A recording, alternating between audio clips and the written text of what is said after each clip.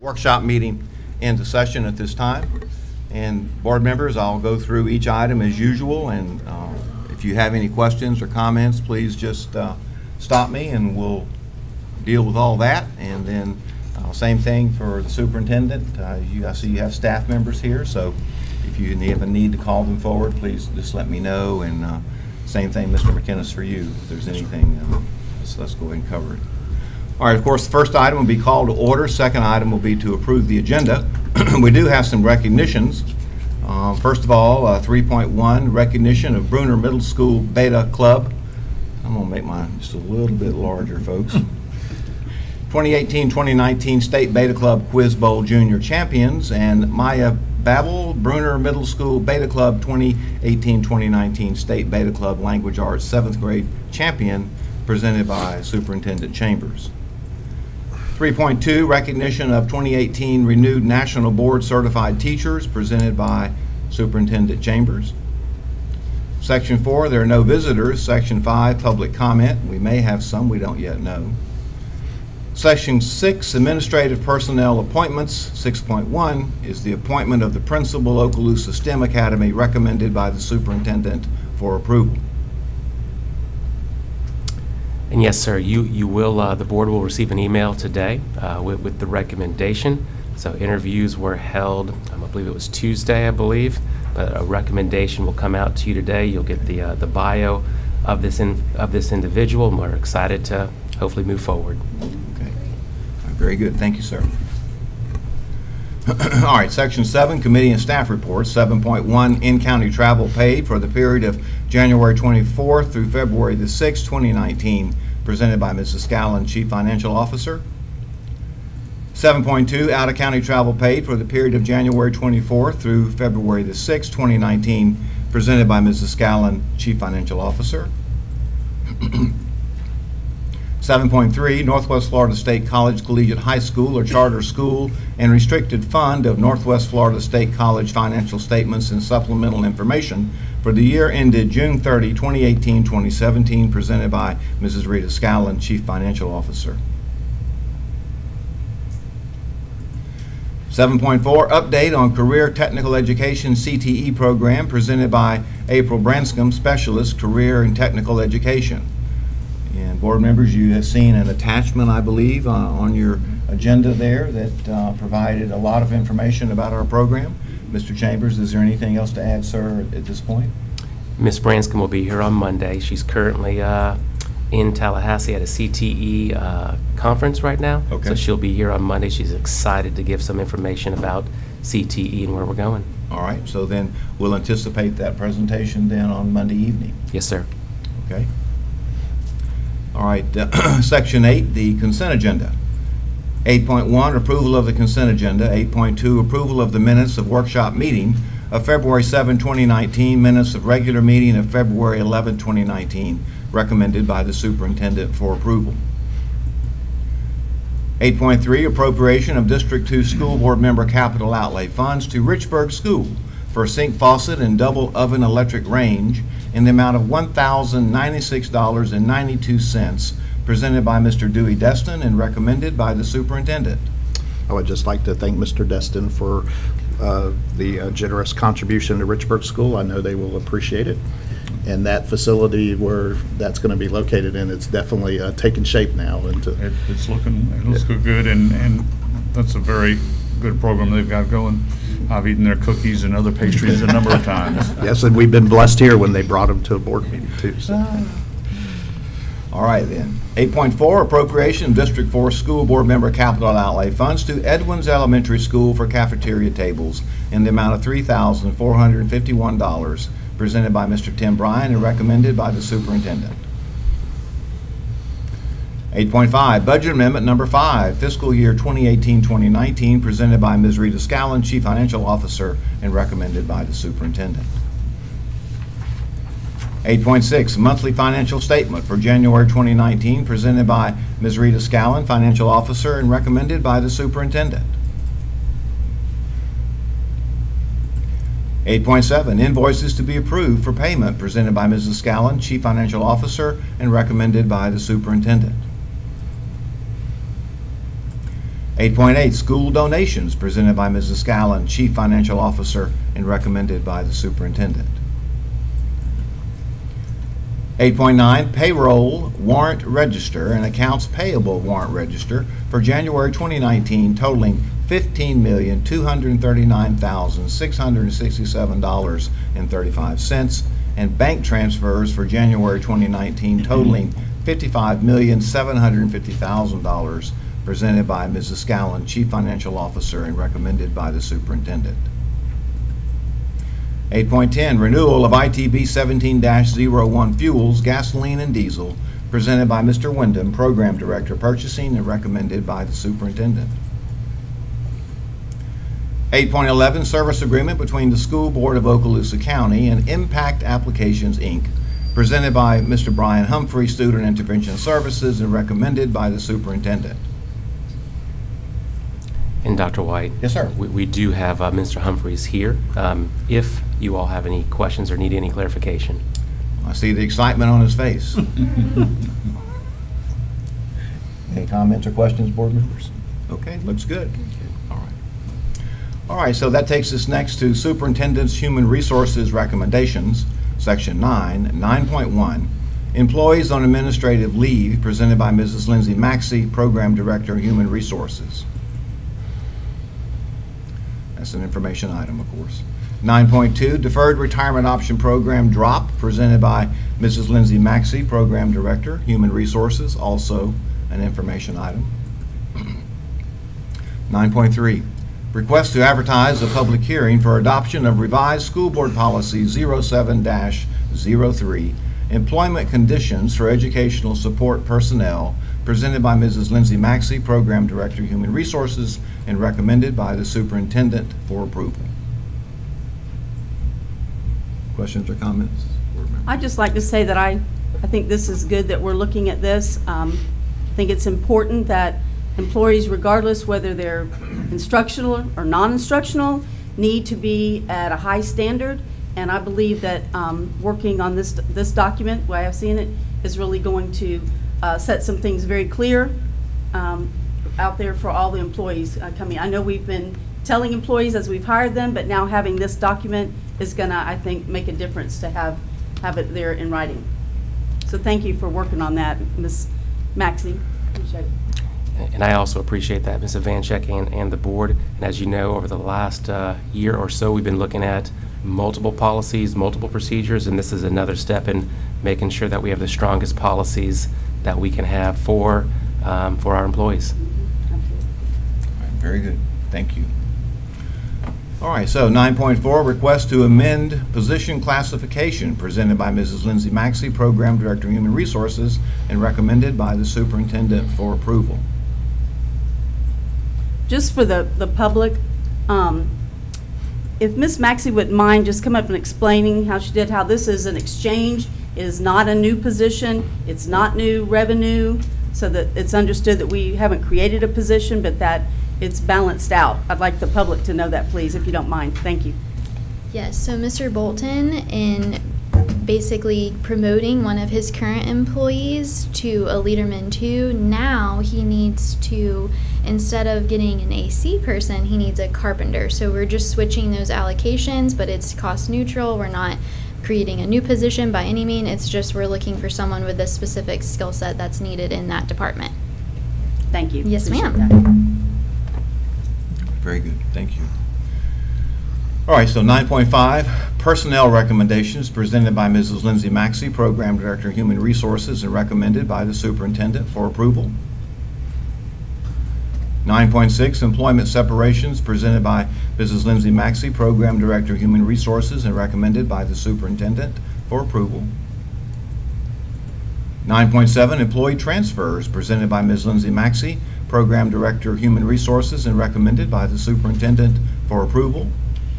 Just had one Yes, sir. observation or question. I've Yes, sir. noticed that we have a number of items there that didn't really qualify as transfers. They are additions, and I appreciate the detail.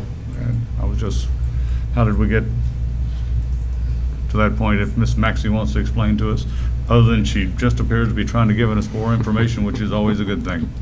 Okay. So, Ms. Maxey, thanks I'll for change it. coming up and That's 9.7. Yes, so we're on the transfer recommendations where it says change of title. That's your question. So when we were just doing an internal audit of these type of things, when you go through, this teacher was really teaching 5th grade and they were marked as 4th grade, so it's just us keeping track of what's going on and making sure that AS 400 matches what's reality. Good. So that's what that piece is. All right, That makes thanks. sense? Yes. Thank you, Ms. Maxey.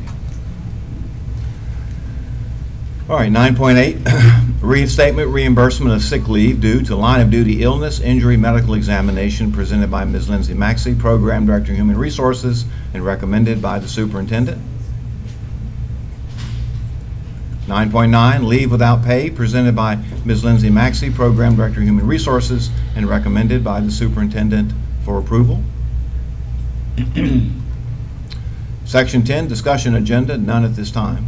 Section 11, construction program owners representatives business. 11.1, program status report by the board's representative to the construction program. Anything today, Mr. Destin? Well, other than the 2 or 3 items that follow after that, which Mr. Smith is here to explain, that's basically what we've been up to. Okay, all right. Well, stand by, Dr. Smith, that's because we might be asking you to come forward. All right, 11.2. Authorization for professional services agreement from Faithful and Gould for price validation for program number 6, task order number 1, Edge Elementary School, Crestview High School, and STEM Academy roof replacements project, presented by Dr. Bill Smith, Specialist, Facilities Planning, Maintenance, and recommended by the Superintendent for approval. And so, Dr. Smith, if you would come forward just for a moment and explain for the public's benefit just what this particular professional services agreement is for. The professional services agreement is for the price validation of our task orders. The TPM company puts together a price. That price is then validated by Faithful and Gould, which is a private independent company that we hire to go over those figures, to validate them and make sure that they're market ready and fair and equitable to everybody. We do this on every task order. The 2 items that are on the board are both for one's for the roofing and one's for the security program. But we've been doing this from the very beginning of the program. It's Right. all about validating the price that we're given. Questions or comments, board members, regarding this? Yeah, so what this does is it helps us to ensure, helps the public to know that the prices that we're given for things are independently validated by another separate entity, a separate company, and I think they're located, where are they located? They have offices in Atlanta and St. Pete. Exactly, not local. Not only do they validate the price, they review the scope of work, they validate those numbers against the scope of work, and completely review it, send it to us, and compare it to the price that's given. Excellent, excellent. Any further questions about that? I just think it, not a question, but a comment, it just reaffirms that, you know, we are trying to be as good as stewards of the taxpayer money as possible. So That's correct. All right, thank you, Dr. Smith. All right, 11.3, authorization for professional services agreement from Faithful and Gould for price validation for program number 6, task order number 2, district-wide school security upgrade projects, phase 1, again presented by Dr. Bill Smith, Specialist, Facilities Planning and Maintenance, and recommended by the Superintendent for approval. 11.4, scope modification to TPM program number 6, task order number 2, pre-GMP district-wide school security upgrade project, phase 1, presented by Dr. Bill Smith, Specialist, Facilities Planning and Maintenance, and recommended by the Superintendent. Chairman, I might Yes, just sir. add that what we're doing here is expanding some of the work, and you know, the security nature of the issue means we can't talk a lot about it, but Mr. Smith can fill in anybody that needs to go ask. Very good. Board members, so as Mr. Destin said, call Dr. Smith. All right. Section 12, technology information seat management contract, no business there. Section 13, our attorney, Mr. Jeff McInnes, your business, sir. No report today. All right, thank you. I do have Yes, sir. a comment to Okay. Mr. McInnes, and I just wanted to say, and I probably can speak for the rest of the board, but thank you for the last couple of meetings that we've had with you regarding school board business. Of course, I won't elaborate on that due to the nature, but just want to say thank you for taking the time to update us on everything that's going on. It definitely does help us when we're moving forward with those sensitive issues there. Yes, sir. Thank you. All right, Superintendent, let's see, out-of-state student field trips. I see we got some attachments there, but then 14.2 correspondence request. And any other information you might wish to share, sir? Yes, sir. So do have a few things. Yeah, sure. As you know, the last school board meeting, we talked a little bit about the change that is forthcoming as it pertains to the standards and the impact on textbooks. And at that meeting, we had Ms. Lightbourne come up and give a brief update. Well, now we have another update based on correspondence from Tallahassee. So with your permission, I'd like Ms. Lightbourne to come up and give you an update where we are with textbooks. I know I've received a few emails Right. about that, and other board members Right. might have too, from concerned citizens. And that's what I was going to hope this might answer those questions. It will. Okay. Morning. So we did receive information. They have put the math textbook adoption on hold, and they actually have created a new adoption cycle. So in the 1920 school year, the adoption will be world languages and CTE. So that gives a year break. Then English, then math. So they've moved math back really 3 years. The textbook companies are working out 2 different scenarios for us. One where we maintain what we have, but as I told you before, a lot of those are consumable books. So there would be a fee cost to us to maintain the electronic part plus the consumable book. But we would maintain that for the 3 years. So we're still waiting on the textbook companies now are working on bid prices for that. Also just got an email yesterday that said from the textbook depository where the textbook companies are also working on if school districts want to go ahead and adopt, that they're working on a 3-year price for the textbooks instead of a 6-year price. So that's something that's brand new that I literally just saw this morning before I came in here. I think our plan was to hold with what we had because the ones that are out there may not meet the new standards anyway. So that's the Ms. update. Lightbourne, and also just give a brief statement on what you understand the assessment to be. Okay, so I saw an update from Joy Frank the other day, and it did state that there were no plans at this time to change the assessment. So that kind of puts you in a yes, kind of place, because if the standards change, then the assessment truly is the assessment of the standards. So at this point, there's no plans to change the assessment. That's all. It was in one little sentence. So we'll see. Probably the next time I'm up here, I'll tell you that the assessment's changing, but right now, that's what we have. They just haven't figured out what it is yet. Yeah, that might.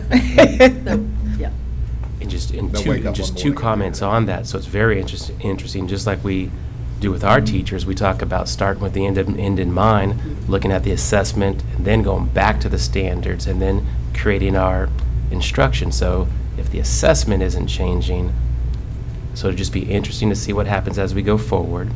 And then the other piece, I think which could, and I'm not sure if this is a thoughtful piece, but what will be good for us is in terms of the cost of textbooks, that Ms. Gallen does a great job with every year trying to, the amount of money that we put out for textbooks doesn't meet the allocation that comes from the state.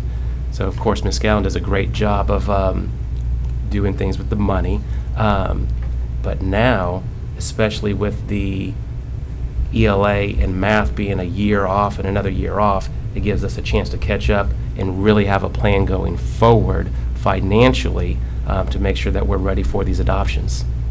So Ms. Lightbourne, to be clear, what is our district doing for textbooks coming up? We're going to do the consumables, right? So we will likely stay with, again, the new 3-year adoption is brand new as of this morning, but we will likely stay with what we have. We're just waiting to find out what that cost will be.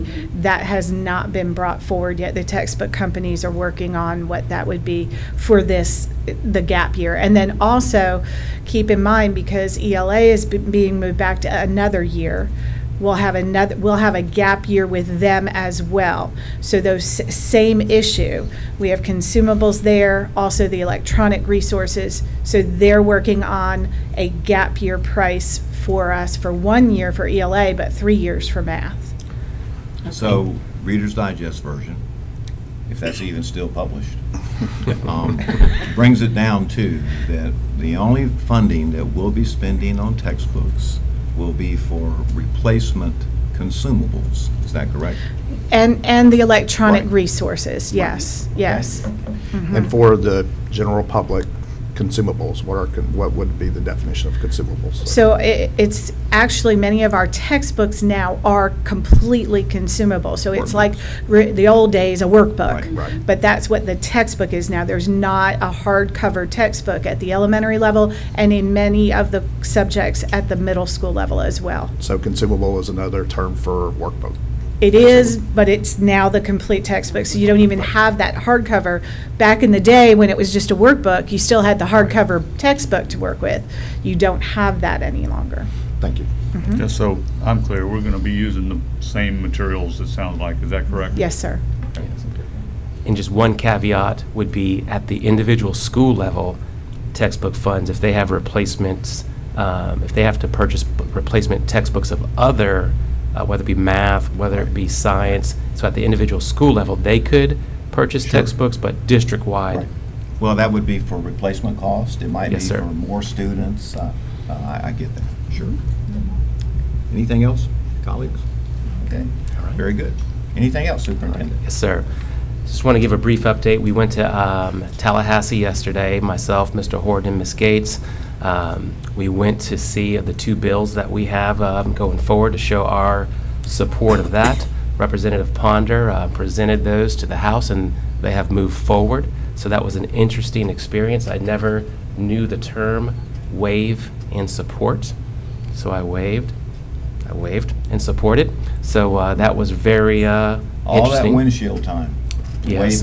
Wave and support. And it's not the actual wave, but so that was just an interesting experience. But we also were able to meet with Senator Gaynor, Senator Munford, Mr. Latvala, and we were able to talk about some educational pieces as well. So I thought that was time well spent. So I appreciated that time. Just wanted to give you that brief update.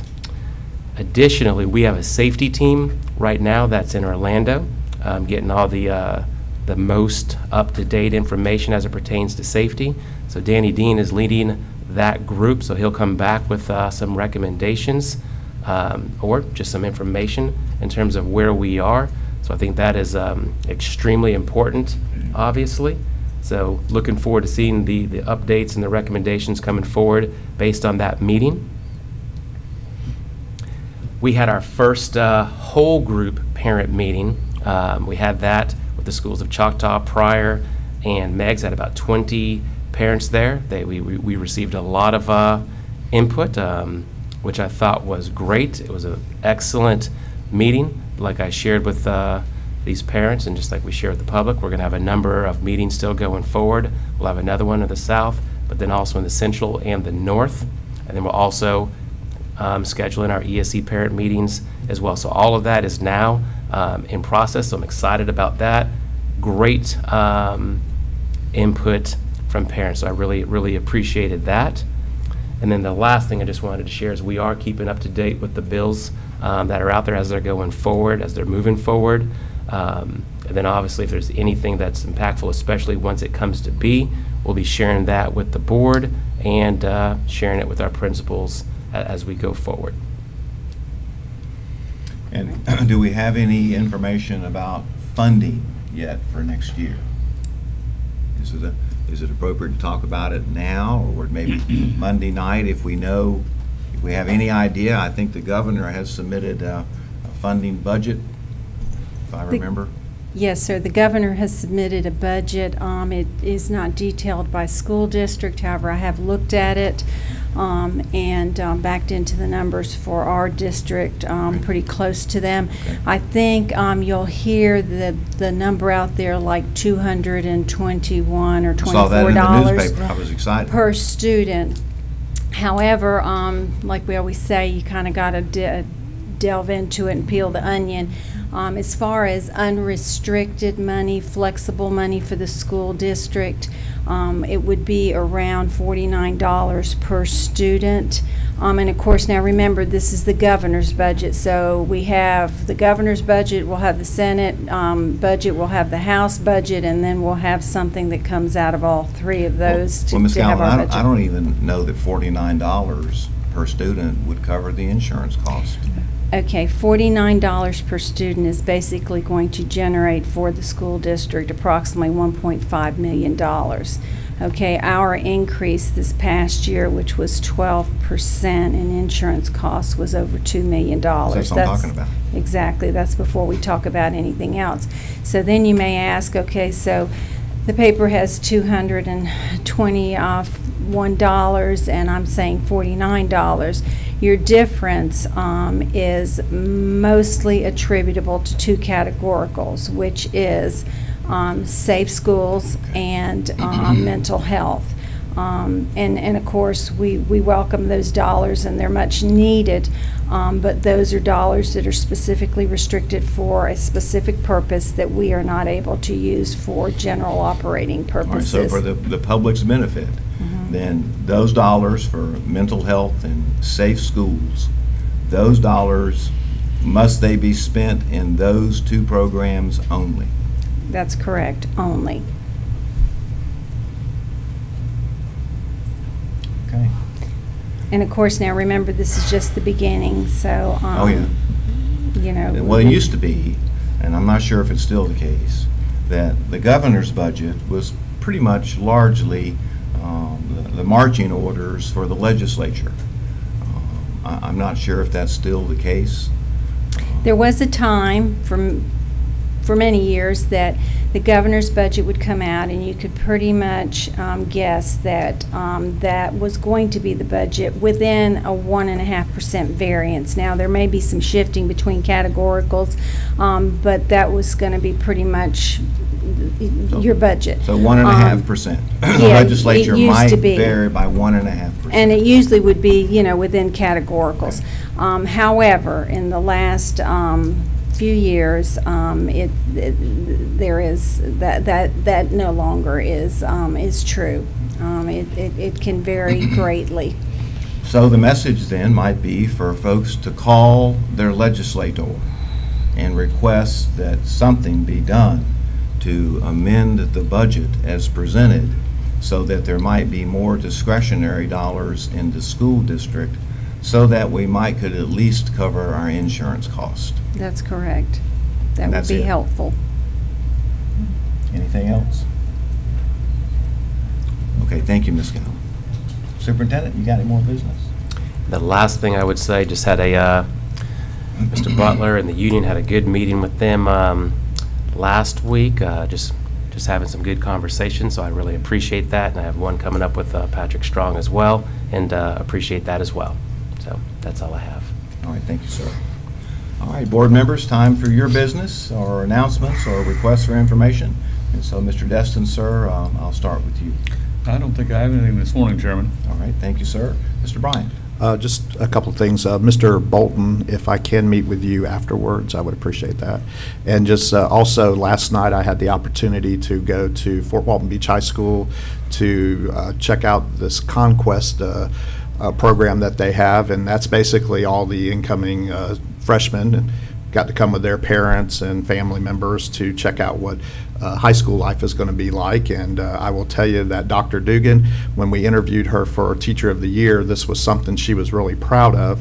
So it intrigued me enough to ask her to invite me to come check it out. And so I went last night and just was really impressed with how not only this school, but all of our schools try to prepare our incoming freshmen to the trials and tribulations and the excitement and fun of going to high school. So it gives the parents a chance to walk around the school also and meet with teachers and administrators. So to Fort Walton Beach High School and all of our high schools that do this, I just know it's very much appreciative of those students who are entering the 9th grade next year. Thank you, Mr. Bryant. Dr. Kelly? Well, I would just say, too, I've appreciated the extra information that we've been getting. And also, to your point, Mr. Bryant, about high schools that are doing their NEST programs, as in the Eagles, and in our K-12 schools, they have a unique opportunity to prepare their rising students for the next level. So all of those are good things. But as I listened to Ms. Lightbourne talk and the superintendent, and it reminded me that the more things change, the more things stay the same. We've been through these cycles before, these unsure times, and we've weathered them, and with the help of Ms. Scallon and all of our other people who sit there and make predictions and set us in good stead for whatever may come, we have good people who do that. So it just reminded me of times gone by and how things, even though we think on the surface they've changed, really the cycle is the same. All right, thank you, Dr. Kelly. Ms. Evanche? Well, last Friday, we had a great event when we recognized our support employees of the year. It was a terrific breakfast. So I want to congratulate, first of all, Mr. Tom Ballard over at Mary Esther Elementary. His official title is Physical Education Assistant, but Mr. Ballard does not understand his job description, because I was actually at Mary Esther yesterday kind of following him around, because we're getting ready to prepare his packet for state. And this man is phenomenal. He is everywhere. He does so much and does it with a smile. The children love him. The employees love him. So we want to congratulate him. He came into the education profession by way of being a firefighter in Mary Esther, and he is using that knowledge, those skills, to bring into, he's got a great safety program he's implemented, just so many great things. So congratulations to Mr. Ballard. Also to the two other finalists, Miss Angel Squire is at Edge Elementary. She is a classroom assistant. Again, these people go beyond what their description is and do so much for their schools.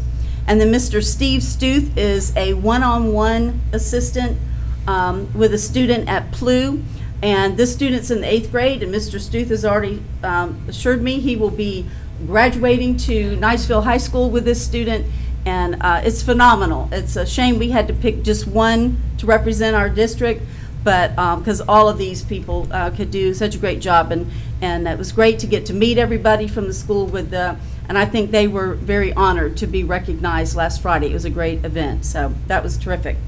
The next thing is this week we met with the Public Schools Foundation, and I'm going to call on Ms. Gates to come up. Ms. Gates has assumed the leadership in that, and I want to thank her for doing that. But Ms. Gates, I want us to talk real quick and tell the board about our Take Stock in Children, what we've got coming up in the next couple of months with that, and how we're going to honor those students who committed to that program, please.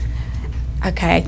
I am more than honored and humbled to take over that program. I can remember when we first started that program, and the room would be filled with excited students, their families, and then a group of people, adults who were also mentors. And this year we actually have 18 seniors graduating along with their mentors that kind of graduate out, and only have 8 slots for I will say 2 weeks ago we had 8 slots for incoming 8th graders that would be actually incoming 9th graders. They'll be 9th graders next year. And Nicole Snyder's doing an incredible job, and she and I have gotten together along with some other people. We're down to needing about $2,000 to have 11 slots this year, which would be a student representing each middle school. So that's our goal this very minute for the next 2 weeks, is to try to do that. But then we have a real high goal next year of $60,000, which would be more than doubled the amount of students for, if we said 1 per middle school, we'd actually be saying about 22. And it wouldn't have to be 1 or 2 per middle school. It would be making sure that we had every student, gave every student out there an opportunity to apply and make sure we're getting those underserved and underrepresented students that opportunity. So Nicole has got some big ideas. So does Cindy Gates, and so do the people that represent us on at that foundation, that board. I know a year ago, I told them this week that we were sitting there and we were going, maybe this was going to disband. Maybe we weren't going to have a foundation. Maybe the Take Stock program was going to go to Northwest Florida. And my heart was hurting. I was going, I've seen great things happen. And so the community, the board there, they stepped up and said no. They wanted to continue this program. And our superintendent, present superintendent, says we're going forward. There are many things out there that we want to happen. And people like Linda Sumlin, you guys have met that group of people. They are ready to support Nicole and I as we have a mission to fill the room again, to fill this slot so that we have the number of students that are back up there, 30 seniors graduating with scholarships. And then we have the community mentors back in our schools again, the way that we have had in the past. So I appreciate Ms. Vanacek. She's serving to represent you guys on the board, and I'm looking forward to the opportunity to build this program back. Great. Thank you so much. Yeah. Thank you. Ms. Excellent. Gates. Thank Very you. good. Very good. Thank you for taking And that Cindy. on. And the next thing about the Public Schools Foundation is we're really pushing to get those new license plates, because I want the public to understand that the little additional fee you pay for that license plate stays right here. And what she's talking about, it goes into that and everything. And board members, the foundation sent you a gift. I promised them I'd get it to you, and that's what the new tag will look like, and you can go ahead and get that, and that's going to help those students. So I'm excited about the foundation, and we got a lot of great things. I'm sure you're going to be hearing from us some more soon. Thank you so much. Thank you, Ms. Vanchek. And Mr. McInnes, just for the public's benefit, if you might take just a moment and give us some information about the foundation and the fact that it's an independent entity and those kinds of things, and regarding the statute and so forth. Yes, sir. The Okaloosa Public Schools Foundation Incorporated is a separate incorporated entity in the state of Florida. It is a nonprofit corporation. It has a 501c3 IRS approval and designation, which entitles it to receive donations and for persons that are donating to then make appropriate reports on their taxes for deductions. Under the statute, the board many years ago when it was established voted to make that a direct support organization to this school district, and so its mission is to support the programs and students and projects of the school district. It focuses solely on its efforts in support of the school district. And this board receives updates and reports from the foundation, but it does operate as a separate independent nonprofit entity. And does it receive any support from the state financially? Any matching contributions or? There are funds under the Take Stock program that, based upon the funds the foundation raises and the number of scholarship students they have, then the Take Stock program provides some funding back to the foundation to help administer that program. Very good. The school district, as is allowed by law, has an agreement with the foundation and provides some support in its operations, because once again it is a recognized direct support organization for the school board. Excellent. Okay. Board members, colleagues, any more questions about any of that? Okay, well, that brings us to the end of the meeting here, unless there's any. Yes, sir. Go ahead. Just one other quick thing I forgot. I told Mr. Williams at Silver Sands I would announce this, but they're having their art fair tonight. So if you're in the Silver Sands community tonight, stop by. I think it starts at 5:30, I believe. But check out some of the great artwork that those students at Silver Sands are going to be presenting tonight. So. Good comment. Thank you. Anything, Superintendent? And I'm sorry, Ms. Gates made me think of one quick Sure. thing. So, as you all know, mentors You know, that used to be a very big push in the district, and that's something that I've asked Ms. Gates to really look at. We had a meeting with Pastor Bolden in the south. Mr. Chapman is organizing a group of pastors in the north end of the county. So we're going to be having an even stronger push on getting mentors back in the schools to work with some of our at-risk students or students who need a mentor. So we're excited about that, and that'll be another responsibility that Mrs. Gates will be working on. All right. Anything else? Mr. Attorney, good here. Anybody else? All right, this meeting is adjourned. Thank you for taking that to comment. Yo, sure.